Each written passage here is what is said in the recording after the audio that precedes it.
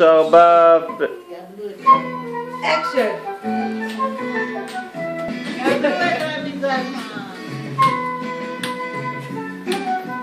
אוי חנה זלדה אשתי האהובה, חג החנוכה היא אהובה, ובחנוכה נפשי מחכה לאכול לביבה חמה ומתוקה.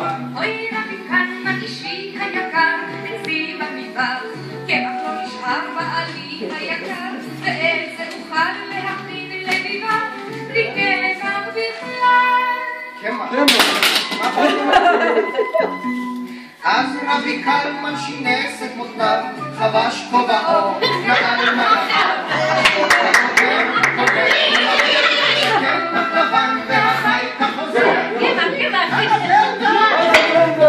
זלדה אשתי האהובה, קמח להכין לביבה, בחנוכה נפשי מחכה לאכול לביבה חמה ומתוקה.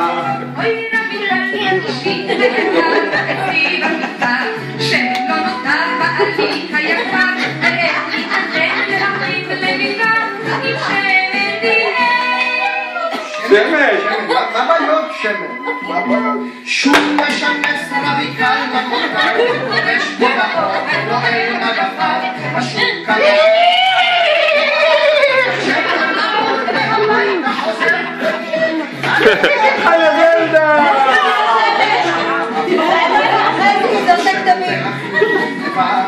בחנוכה נפשי מחכה לאכול לביבה חמה ומתוקה.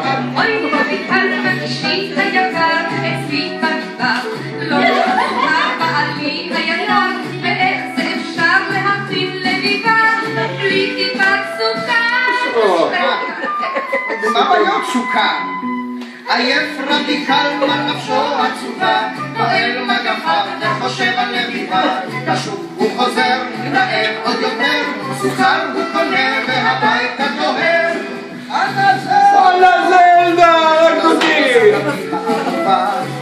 הסוכר הכין לביבה, בחנוכה נפשי מחכה לאכול לביבה חמה ומתוקה. אוי רבי כמה אישי היקר, שמא נדחה על מגודל בחר בעלי היקר, ואיך זה אפשר להכין לביבה רק כוח נגמר? כוח! מה היה כוח?